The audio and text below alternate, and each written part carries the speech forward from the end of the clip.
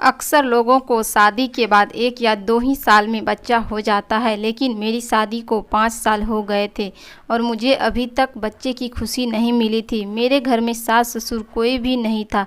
मेरा बस एक पति था और एक छोटा देवर था। देवर भी अपनी पढ़ाई पूरी करने के लिए बाहर शहर में रहता था और कभी कभी वह घर पर आता था, इसलिए ससुराल में तो मुझे ताने नहीं सुनने को मिलते थे, लेकिन फिर भी बच्चा तो सबको ही चाहिए होता।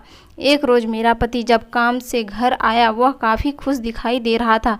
आते ही सीधा कमरे में गया और अलमारी में कुछ ढूंढने लगा। मैंने पूछने की कोशिश की तो मुझसे कहने लगा कि सबको सोने के बाद मैं तुम्हें एक ऐसी चीज़ दिखाऊंगा जिसे देखकर तुम बहुत खुश हो जाओगी। उस दिन क्योंकि घर में कुछ मेहमान भी थे, क्योंकि मेरा देवर अपनी पढ़ाई पूरी करके घर आ चुका था और उसी खुशी में हमने घर में एक छोटा सा प्रोग्राम रखा था और सारे मेहमान इसलिए हमारे घर पर आए हुए थे। मैं खामोश हो गई, लेकिन पति का इशारा मैं समझ ना सकी कि आखिर कौन सी ऐसी चीज़ है जिसे देखकर मैं खुश हो जाती। मुझे लगा शायद कोई सरप्राइज गिफ्ट होगा। दुनिया की हर सहूलत मेरे घर में थी, बस ज़रूरत थी तो एक बच्चे की, जो कि शादी के बाद भी मुझे नहीं मिल पाई थी। आज उन्हें खुश देखकर मुझे बहुत हैरानी हुई, क्योंकि आज उनके चेहरे पर ऐसी खुशी थी जैसे उनको कोई बहुत बड़ी दौलत मिल गई हो।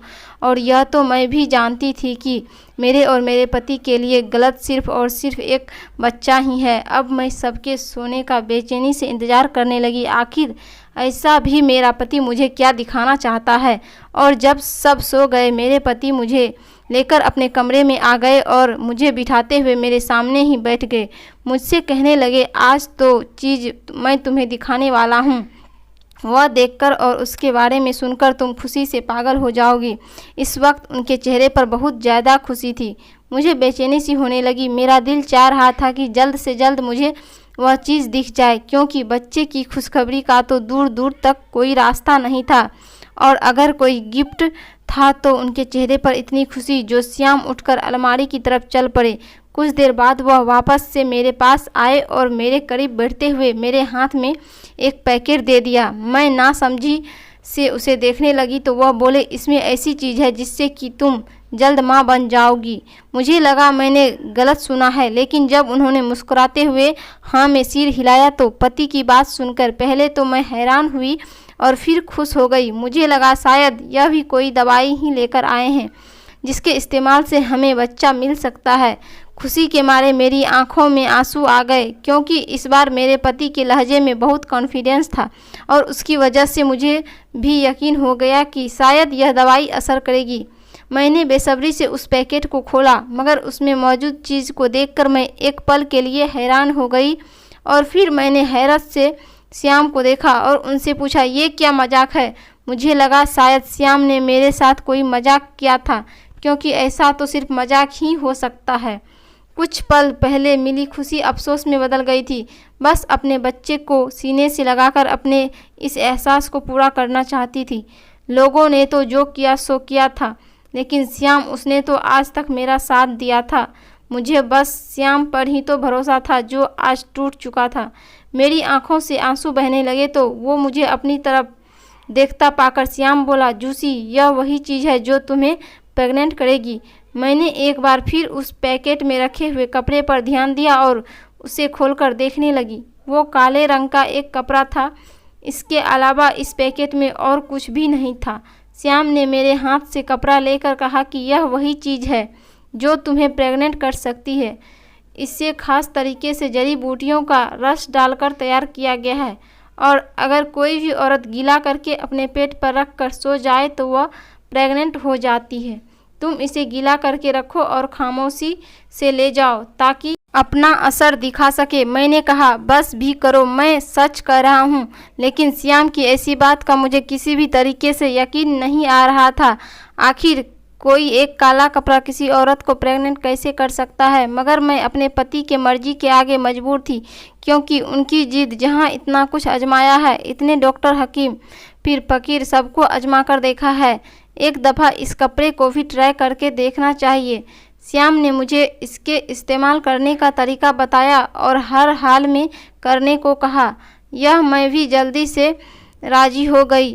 तभी श्याम की कॉल आई और वह फ़ोन पर बात करते हुए वहाँ से बाहर चले गए। मुझे तो 100% यकीन था कि मैं इस कपड़े से कभी भी प्रेग्नेंट नहीं हो सकती। मैंने कपड़ा गीला किया और अपने पेट पर रखकर लेट गई। पहले तो मुझे ऐसा लगा कि कपड़ा मेरे अंदर धंसा जा रहा है, तो खौफ के मारे मुझे अजीब सा लगने लगा, कहीं सचमुच मैं इस कपड़े में कुछ खास तो नहीं है। लेकिन मुझे लगा कि मैं कुछ ज़्यादा ही सोच रही हूँ, यह सिर्फ एक कपड़ा ही तो है। लेकिन जल्द ही मैं पसीने से भीग गई। मुझे नींद आ रही थी और न जाने कब मेरी आंख लग गई और मैं सो गई। सुबह जब आंख खुली तो मेरे पेट पर कपड़ा मौजूद नहीं था। मुझे अजीब सा दर्द हो रहा था, मेरा पूरा शरीर कांप रहा था। जब मैंने अपनी आंखों को पूरा खोलकर देखा तो सामने सोफे के पास मेरा 20 साल का देवर उसी कपड़े को हाथ में पकड़कर खड़ा था। मुझे जगता हुआ देखकर उसके चेहरे पर सिकन छा गई। फिर वह बोला, भाभी मैं आपको जगाने ही आया था। भाई तो कब के ऑफिस जा चुके हैं, बाकी घर में जो मेहमान हैं वह भी उठ चुके हैं और आपका लोग इंतज़ार कर रहे हैं। वह घबराया हुआ लग रहा था कि इससे पहले देवर कभी भी ऐसे मेरे कमरे में नहीं आया था। मैंने देवर की बात सुनी और फिर भारी कदमों से बाहर उठकर चली गई। मुझे अजीब सी बेचैनी ने जकड़ लिया था, किसी काम में दिल नहीं लग रहा था, बस हर वक्त सर भारी सा रहता। तो दिन ही गुजरे थे कि मेरी तबीयत खराब होने लगी और फिर शाम को श्याम घर आए तो उनके साथ मैं डॉक्टर के पास चली गई। डॉक्टर ने मुझे एडमिट कर लिया। मेरे बहुत सारे टेस्ट भी कराए गए, हालांकि मैं कोई ऐसी बीमार नहीं थी कि मुझे एडमिट करना पड़े। मुझे हैरानी तब हुई जब अगले रोज़ मेरी रिपोर्ट देखकर डॉक्टर ने मुस्कुराते हुए कहा, ऐसी हालत में यह सब कुछ नॉर्मल है, आप माँ बनने वाली है। मुझे लगा शायद मैंने गलत सुना है। एक कपड़े में ऐसा कौन सा जादू था, और यह सुनकर मैं भी बहुत खुश थी, मगर मुझे यकीन नहीं आ रहा था कि आखिर यह हुआ कैसे। शायद यह कोई ख्वाब है, क्योंकि जिस खबर को सुनने का इंतज़ार मैं पिछले कई साल से कर रही थी, वह खुशी हमें मिलेगी यह तो मुझे मालूम ही नहीं था। मैं अपनी हैरानी और परेशानी की वजह से इस खुशी को ख़राब नहीं करना चाहती थी, इसलिए मैंने अपने दिमाग को झटका दिया और सीधा घर के लिए निकल गई। घर आकर श्याम ने देवर को यह खुशखबरी सुनाई, मगर न जाने क्यों वह यह बात सुनकर खुश होने के बजाय अपसेट हो गया। उसके चेहरे पर अजीब सी नाराज़गी आ गई, जिसे मैंने बहुत अच्छे से नोटिस किया।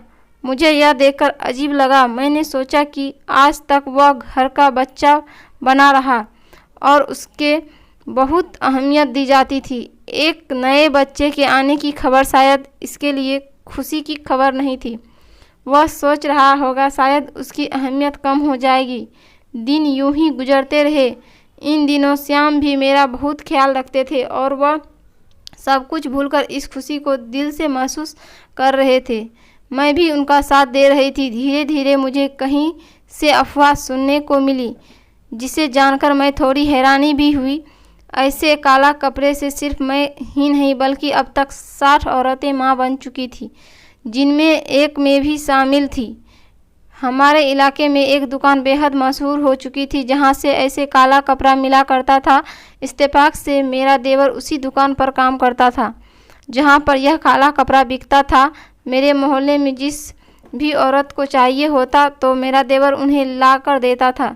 एक रोज़ मेरा दिल चाहा कि मैं उससे पूछ लूं आखिर वह लोग ऐसा क्या करते हैं इस कपड़े पर जो औरतों फ़ौरन माँ बन जाती है। मगर मैं जब से प्रेग्नेंट हुई थी मेरा देवर तो मुझसे बात करना भी पसंद नहीं करता था, और फिर था तो वह एक बच्चा ही। इससे ऐसी बात करके हुए मुझे कुछ शर्म आ रही थी। अचानक एक ऐसा हादसा पेश आया जिसने मेरी रातों की नींद छीन ली। उस शाम मैं किचन में थी कि मेरा पति हैरान परेशान घर आया और मेरे देवर को छिपाने लगा। वो घबराते हुए देवर को अलमारी में छुपा रहा था और साथ ही साथ कह रहा था कि कुछ भी हो जाए तुम बाहर मत आना।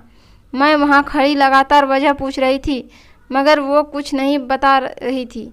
तभी अचानक वर्दी वाले हमारे घर आए और मेरे पति श्याम को अपने साथ ले गई। मैं वजह पूछती रही, उनके आगे हाथ जोड़ती रही, मगर किसी को हम पर रहम न आया। मेरे पति ने अपने आप को छुड़ाने की भी कोई कोशिश नहीं की। वो चले गए तो मैंने देवर को बाहर निकाला। मुझे उस पर शक हो रहा था, न जाने उसने ऐसा क्या किया था जिसे श्याम ने अपने को पुलिस के हवाले कर दिया था। मैंने देवर को कहा कि आखिर तुमने ऐसा क्या किया है जो तुम्हारी वजह से मेरे मासूम पति श्याम को वर्दी वाले ले गए हैं।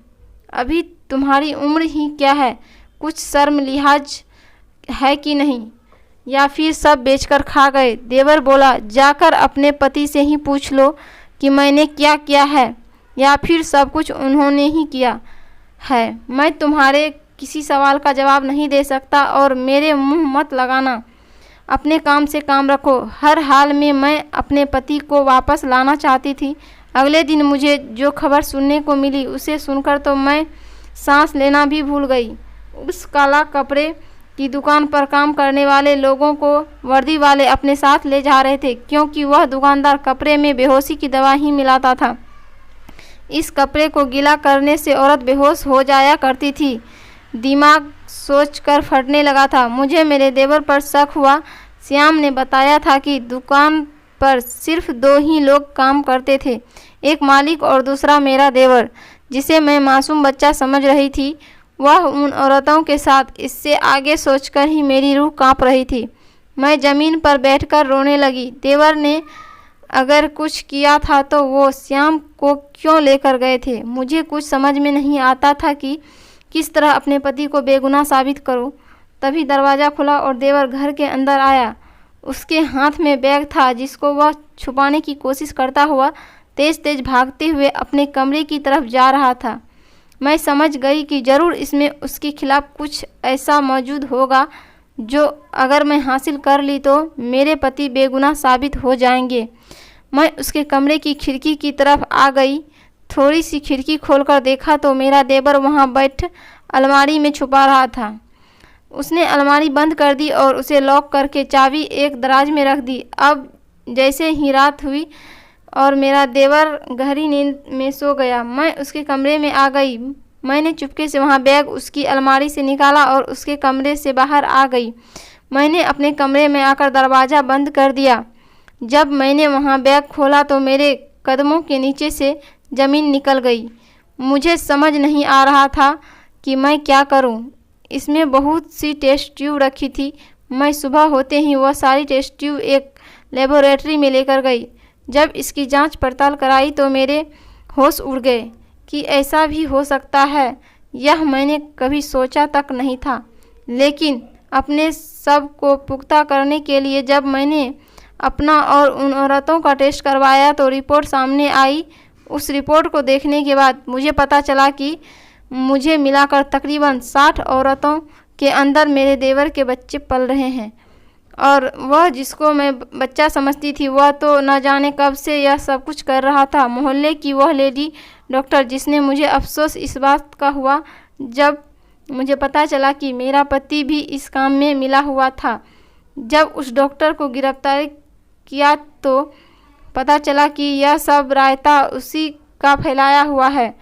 वह कोई डॉक्टर नहीं बल्कि एक साइंटिस्ट है, और उसने ही मेरे देवर पर पहले एक्सपेरिमेंट किया और कामयाबी के बाद ही उसने यह प्लान बनाया था, और उनकी मजबूरी का यह सब लोग फ़ायदा उठाते थे और आमदनी आधी आधी कर ली जाती थी।